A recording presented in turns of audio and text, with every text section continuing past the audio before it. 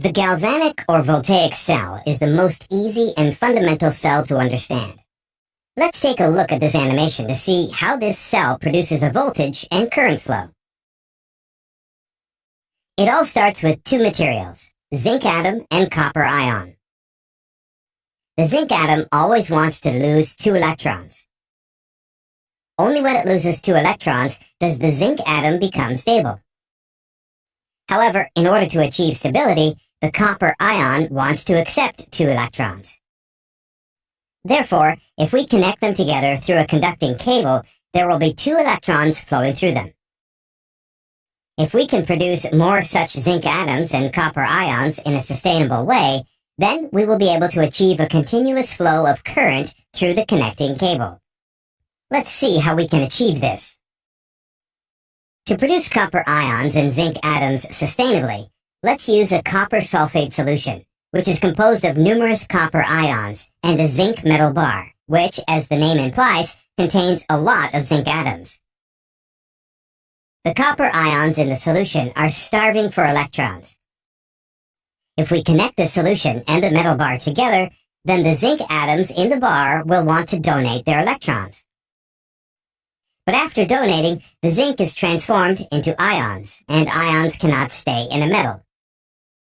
So we'll have to introduce another aqueous solution around the zinc metal bar to accommodate these new zinc ions. Now the electrons flow through the circuit, generating electricity, and the copper ions receive them. Once received, the copper ions become atoms. To accommodate these new atoms, we need a copper metal bar. This unique arrangement will produce a voltage and electron flow. However, there is an issue.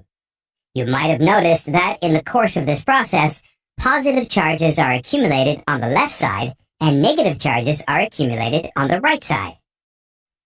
As these charges build up, they block the journey of electrons. Here you can clearly see how the built-up charges impede electron flow.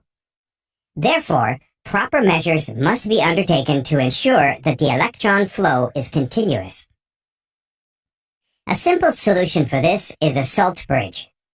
The salt bridge is an aqueous solution with a lot of Na+ and Ci- ions inside it.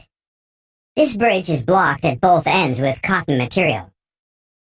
However, this cotton material is capable of conducting the Na+ and Ci- ions. If the charge outside of the salt bridge is positive, then negative ions will get out, and vice versa.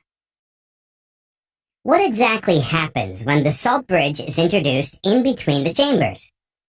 The excess positive charges on the left side will obviously attract the negative ions inside the salt bridge. These ions will leak out and neutralize that region.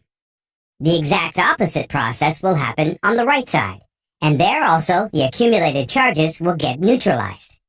In short, the introduction of the salt bridge made the voltage and electricity production sustainable. The cell we have just created is known as a galvanic or voltaic cell. You can observe that over time, the zinc metal bar erodes as it loses zinc ions, becoming thinner and thinner. The exact opposite happens on the copper plate side, which becomes thicker.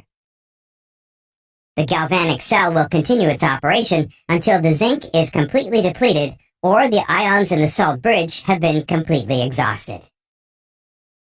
We hope you have enjoyed this video and that it gave you a clearer understanding of what a voltaic cell is and how it works. Thank you for watching.